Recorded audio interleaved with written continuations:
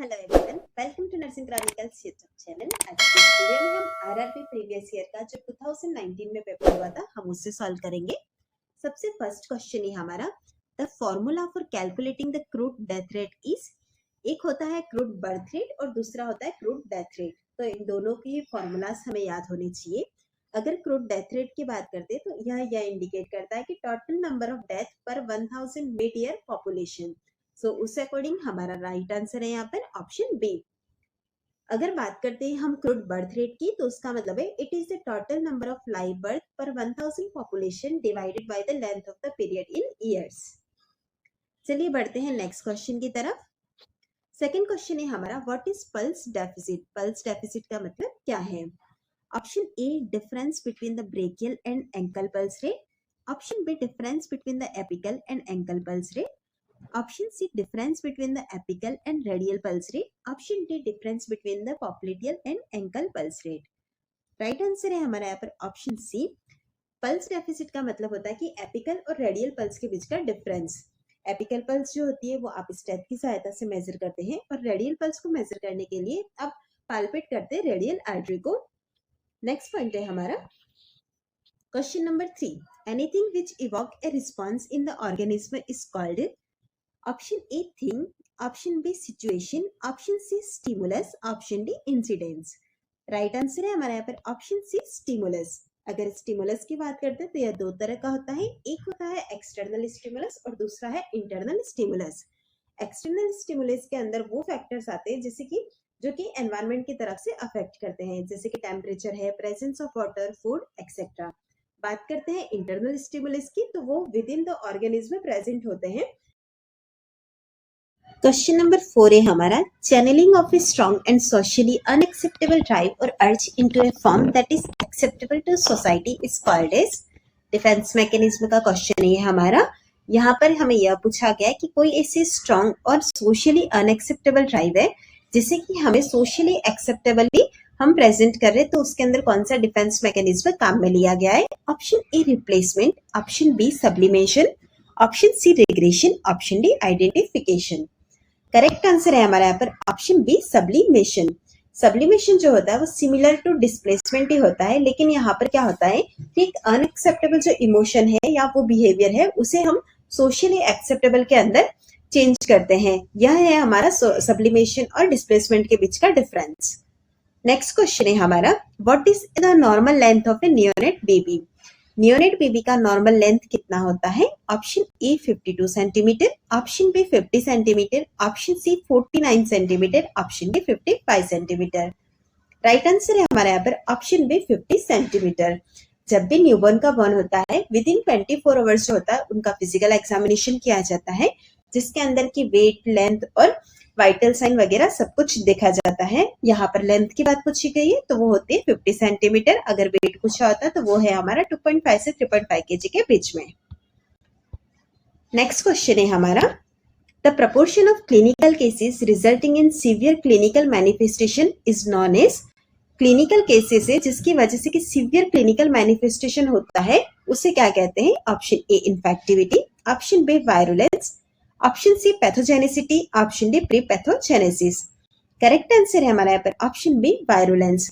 Virulence जो होता है वो एक पैथोजन या माइक्रो ऑर्गेनिज्म होता है जिसके अंदर की एबिलिटी होती है कि वो होस्ट को डैमेज कर सकता है। नेक्स्ट क्वेश्चन है हमारा question number 7, एंट्रोटॉक्सिन food poisoning is mainly caused by. एंट्रोटॉक्सिन जो फूड पॉइजनिंग होती है वो मेनली किसके द्वारा होती है? ऑप्शन ए है streptococci. Option B, salmonella. Option C, staphylococcus. Option D, pseudomonas. Right answer है हमारा यहाँ पर ऑप्शन सी, स्टेफाइलोकोकस। यहाँ पर हमें स्टेफाइलोकोकस फूड पॉइजनिंग के बारे में बताया है। इसके सिम्टम्स की बात करते हैं तो यहाँ पर नोजिया, वॉमिटिंग, एब्डोमिनल क्रैम्पिंग, इसी के साथ ही विच डायरिया या विदाउट डायरिया दोनों तरह से इन्फेक्शन हो सकता है। नेक्स्ट क्वेश्चन है हमारा question number 8, what is the nurse patient ratio for teaching hospital. जो टीचिंग हॉस्पिटल्स होते हैं वहां पर नर्स पेशेंट रेशियो क्या होता है? Option A, 1:5। Option B, 1:3। Option C, 1:1। Option D, 1:2। Right answer है हमारा यहाँ पर ऑप्शन बी, 1:3। टीचिंग हॉस्पिटल जो होते हैं वहां पर 3 चीजें हमें देखने को मिलती है। एक होता है मेडिकल एजुकेशन, दूसरा रिसर्च और फिर आता है पेशेंट केयर। यह तीनों ही वहां पर प्रेजेंट होती है, इसलिए वहां पर जो नर्स पेशेंट रेशियो होता है वो होता है 1:3 का। नेक्स्ट क्वेश्चन है हमारा question number 9, which is the plasma protein that constitute about 40 to 60% of total plasma protein? कौन सा ऐसा प्लाज्मा प्रोटीन है जो कि कॉन्स्टिट्यूट करता है 40 to 60% टोटल प्लाज्मा प्रोटीन का? Option A fibrinogen, option B globulin, option C albumin, option D fibrin. Right answer है हमारा पर ऑप्शन सी एल्बुमिन। एल्बुमिन जो होता है वो most abundant circulating plasma protein है, जिसका इंपॉर्टेंट रोल होता है हमारा colloid osmotic pressure of the blood को मेंटेन करने का। नेक्स्ट क्वेश्चन है हमारा question number 10, the congenital absence of parasympathetic ganglionic nerve cells of the colon and rectum is called as। Congenitally अगर एब्सेंस है पैरासिम्पैथेटिक गैंग्लियन नर्व सेल या colon और rectum में तो वो क्या कहलाता है? Option A Hirschsprung's disease, option B intussusception, option C hypertrophic pyloric stenosis, option D Meckel's diverticulum. Right answer है हमारे यहाँ पर option A Hirschsprung's disease. Hirschsprung's disease जिसे कि ए गैंग्लियोनिक मेगाकोलन कहते हैं, इस डिजीज कंडीशन के अंदर क्या होता है, एंट्रिक नर्व जो होती है इंटेस्टाइन के अंदर जो नर्व सप्लाई करती है, एम्ब्रियोनिक डेवलपमेंट फेज के अंदर उनका डेवलपमेंट प्रॉपर नहीं हो पाता है, जिसकी वजह से यह डिजीज कंडीशन डेवलप होती है। इसे कॉन्जेनाइटल मेगाकोलन भी कहा जाता है। बात करते हैं हम इंटुसिसेप्शन की। इंटुसिसेप्शन के अंदर हमें जेली लाइक स्टूल देखने को मिलता है। नेक्स्ट है हाइपरट्रॉफिक स्टेनोसिस, इसके अंदर प्रोजेक्टाइल वॉमिटिंग जो होता है एक मेन सिग्निफिकेंट फीचर के तौर पर देखने को मिलता है। नेक्स्ट है मैकेल्स डायवर्टिकुलम, इसके अंदर क्या होता है कि आउटपोरिंग और बल्ज हो जाता है lower part of the small intestine. अब बढ़ते हैं हम नेक्स्ट क्वेश्चन की तरफ। Question number 11, what is choanal atresia? Choanal atresia क्या है? Option A congenital obstruction of the nasopharynx, option B congenital obstruction of the middle ear, option C congenital obstruction of the urethra, option D congenital obstruction of the oropharynx। Right answer है हमारे यहाँ पर option ए कोएनल atresia का मतलब होता है congenital obstruction of nasopharynx। इसके अंदर क्या होता है कि जो नेजल पैसेज होता है वहां पर ब्लॉकेज हो जाता है back side of the nasal area के अंदर। यह दो तरह का होता है, एक होता है यूनिलेटरल कोएनल एट्रेजिया और दूसरा है बाइलेटरल कोएनल एट्रेजिया। अगर एक ही साइड का नोज ब्लॉक हुआ है तो वो कहलाता है हमारा यूनिलेटरल कोएनल एट्रेजिया। अगर दोनों साइड का हुआ है तो उसे हम कहते हैं बाइलेटरल कोएनल एट्रेजिया। इसके बाद एक और टर्म आती है congenital obstruction of the middle ear, जिसे हम कहते हैं ओरल एट्रेजिया, जो कि हमें ऑप्शन बी के अंदर दिया गया है। नेक्स्ट क्वेश्चन है हमारा, the primary granuloma formed in the tuberculosis is known as. Tuberculosis के अंदर जो प्राइमरी ग्रेन्युलोमा बनता है उसे क्या कहते हैं? Option A caseous focus, option B Ghon's focus, option C goblet cell, option D red cell. Right answer है हमारे यहाँ पर option B Ghon's focus. Next question है हमारा question number 13, which vitamin does convert prothrombin to thrombin? कौन सा ऐसा vitamin है जो कि कन्वर्ट करता है प्रोथ्रोम्बिन को थ्रोम्बिन के अंदर? Option A vitamin D, option B vitamin A, option C vitamin K. Right answer है हमारा यहाँ पर option C vitamin K. Question number 14 है हमारा, the umbilical cord contains. Umbilical cord के अंदर क्या कंटेन होता है? Option A 2 arteries and 2 vein, option B 1 artery and 2 vein, option C 2 arteries and 1 vein, option D 1 artery and 1 when. Right answer है हमारा यहाँ पर option C 2 arteries and 1 vein. इसे याद रखने के लिए ट्रिक है हमारी 2A 1V, यानी कि 2 आर्टरीज है और 1 वेन होती है अम्बिलिकल कॉर्ड के अंदर। अम्बिलिकल कॉर्ड जो है वो एक फ्लेक्सिबल ट्यूब लाइक स्ट्रक्चर होता है ड्यूरिंग प्रेगनेंसी या कनेक्ट करता है फिटस और मदर को। अम्बिलिकल कॉर्ड के ऊपर जो होता है वार्टोन्स जेली से कवर होता है, जो कि एक जिलेटिनस सब्सटेंस से और म्यूकोपॉलीसैकेराइड से बना होता है। यह जो है वो प्रोटेक्ट करता है जो ब्लड वेसल अंदर प्रेजेंट होती है उनको। नेक्स्ट क्वेश्चन है हमारा क्वेश्चन नंबर 15, metal produces ringing sound, they are said to be. जो मेटल्स है वो रिंगिंग साउंड प्रोड्यूस करते हैं तो उन्हें क्या कहते हैं? Option A ductile, option B malleable, option C lustrous, option D sonorous. Right answer है हमारे यहाँ पर ऑप्शन डी सोनोरस। अगर कोई सब्सटेंस है जो कि प्रोड्यूस है कर रहा है साउंड्स को या कैपेबल है साउंड प्रोड्यूस करने के लिए तो वो कहलाता है सोनोरस। अगर कोई मेटल है जो कि प्रोड्यूस करता है साउंड को, अगर हम उसे उसके हार्ड सरफेस को स्ट्रिकिंग कर रहे हैं तो वो मेटल हमारा सोनोरस मेटल कहलाता है। चलिए अब बढ़ते हैं नेक्स्ट क्वेश्चन की तरफ। नेक्स्ट है हमारा the stages of the embryo in which all the body parts can be identify is called. ऐसी कौन सी एम्ब्रियो की स्टेज है जिसके अंदर के सारे बॉडी पार्ट्स को आइडेंटिफाई किया जाता है, उसे क्या कहते हैं? Option A foetus, option B zygote, option C egg, option D gamete. Right answer है हमारा यहाँ पर ऑप्शन ए फिटस। अगर सारे ही उसके जो बॉडी पार्ट्स है उसे आइडेंटिफाई करना हो तो यह पॉसिबल है उसके फिटल वाले स्टेज के अंदर। इसे हम इस इमेज के थ्रू भी देखेंगे। सबसे फर्स्ट हम यहाँ पर देख रहे हैं, यह है हमारा ओवम और स्पर्म। इनका फर्टिलाइजेशन होने के बाद हमारी स्टेज आती है जाइगोट। जाइगोट स्टेज के बाद जो होता है एम्ब्रियो आता है। अप टू 8 वीक्स तक एम्ब्रियो कहलाता है। इसके बाद जो होती है वो फिटस स्टेज आती है जिसके अंदर की हम इसके ऑर्गन्स को आइडेंटिफाई कर सकते हैं। नेक्स्ट क्वेश्चन है हमारा क्वेश्चन नंबर 17। The area of inquiry in the grounded theory approaches. Grounded theory approach के अंदर एरिया ऑफ इंक्वायरी क्या होता है? Option A social structure process within social setting, option B behavioural observed over time in a natural context, option C holistic view of culture, option D lived in experiences. Right answer है हमारे यहाँ पर option A social structural process within social settings. Next question है हमारा question number 18। The process by which muscular fiber of the cervix are pulled upwards and merged with the fiber of lower uterine segment is known as। जो cervix है उसके muscular fiber जो है वो upward pull होते हैं, इसी के साथ ही यह lower uterine segment के साथ merge हो जाते हैं, तो उसे क्या कहते हैं? Option A formation of the retraction ring, option B sign of placental separation, option C effacement, option D reception of relaxation। Right answer है हमारे यहाँ पर ऑप्शन सी effacement। इफेसमेंट एक ऐसा प्रोसेस है जिसके अंदर सर्विक्स की थिनिंग होती है, इसी के साथ ही सर्विक्स स्ट्रेच होकर कंप्लीटली ओपन और डायलेट हो जाता है। इफेसमेंट का प्रोसेस जो होता है वो मेनली सर्विक्स को प्रिपेयर करता है passage of the baby through the birth canal. Next question है हमारा, which is the mode of inheritance of cystic fibrosis disease. Cystic fibrosis disease का मोड ऑफ इनहेरिटेंस क्या है? Option A autosomal recessive, option B non Mendelian, option C autosomal dominant, option D X linked disease.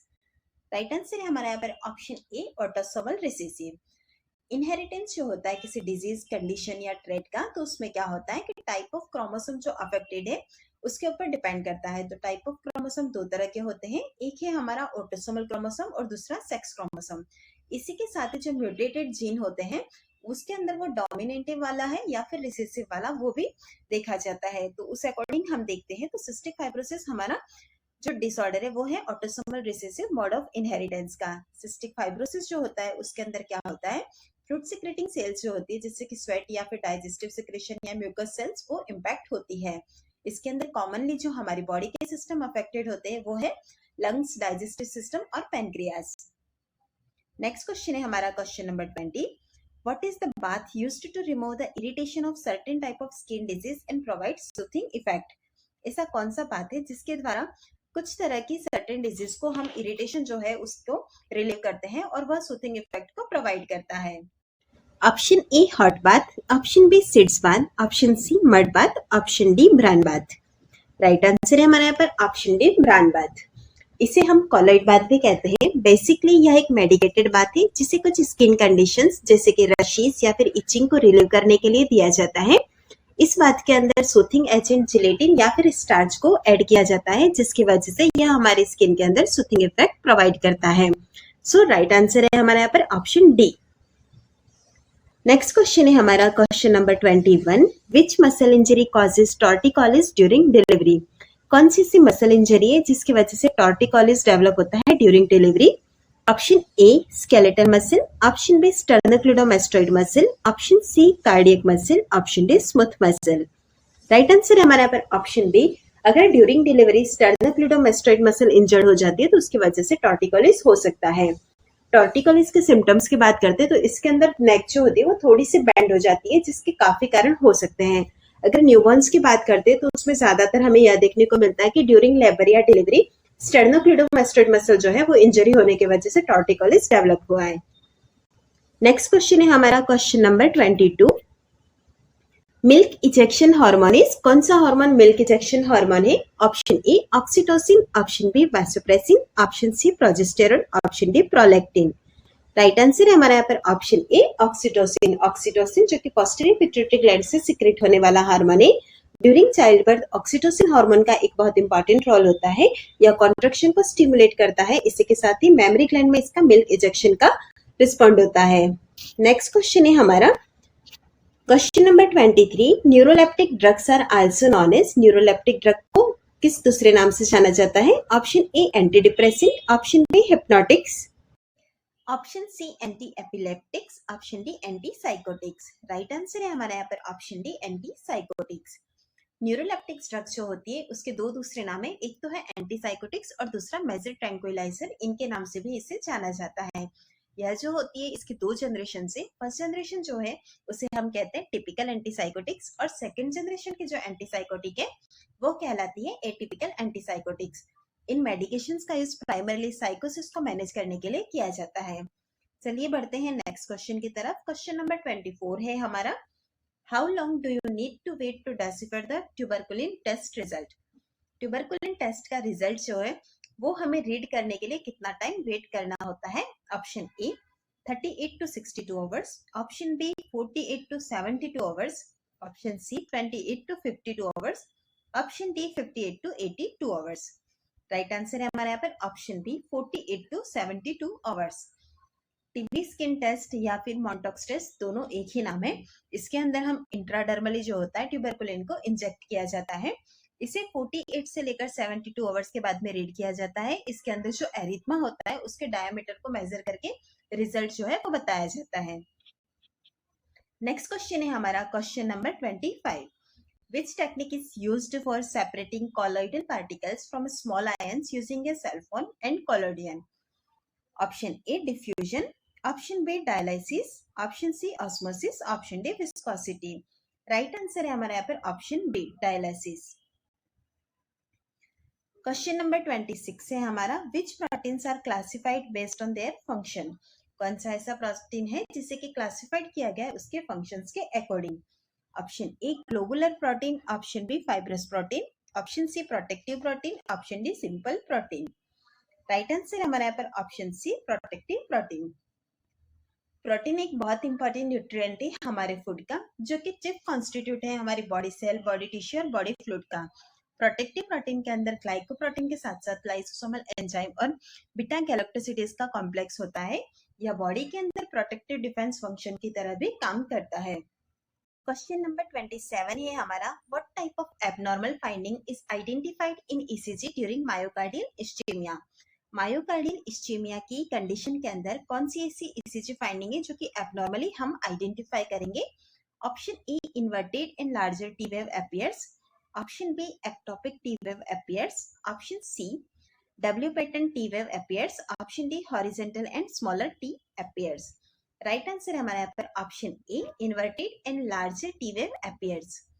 Due to atherosclerosis या किसी तरह के occlusion जैसे कि thrombus या एम्बोलिस की वजह से कोरोनरी आर्टरी में ब्लड फ्लो रिड्यूस हो जाता है, जिसकी वजह से मायोकार्डियल इस्चेमिया डेवलप होता है। इसके बहुत सारे कॉजेस हो सकते हैं जैसे कि coronary atherosclerosis, coronary artery spasm, coronary embolism, coronary trauma या फिर कॉन्जेनाइटल एनोमलीज है कोरोनरी सर्कुलेशन के अंदर। मायोकार्डियल इस्चेमिया के अंदर टी वेव जो होती है उसके अंदर हमें इन्वर्टेड या फिर लार्जर देखने को मिलती है। नेक्स्ट क्वेश्चन है हमारा question number 28। Which are the main functions of the hypoglossal nerve. निम्न में से कौन सा हाइपोग्लोसल नर्व का मेन फंक्शन है? Option A vision and sensation, option B sensation and hearing, option C hearing and smell, option D swallowing and speech. Right answer है हमारे यहाँ पर option D swallowing and speech. Hypoglossal nerve जो है वो हमारी cranial nerve है, जो कि 12th क्रेनियल नर्व है। यह जो होती है टंग को सप्लाई करती है, यह टंग के मूवमेंट को कंट्रोल करती है। अगर किसी नर्व की रीजन से यह नर्व डैमेज हो जाती है तो पैरालिसिस ऑफ द टंग का कंडीशन देखने को मिलता है। नेक्स्ट क्वेश्चन है हमारा question number 29। The process of selecting a subset of population for a survey is called as. हम जो है सर्वे कर रहे हैं किसी पॉपुलेशन का, वहां पर हम सबसेट को सेलेक्ट कर रहे हैं तो उस प्रोसेस को क्या कहते हैं?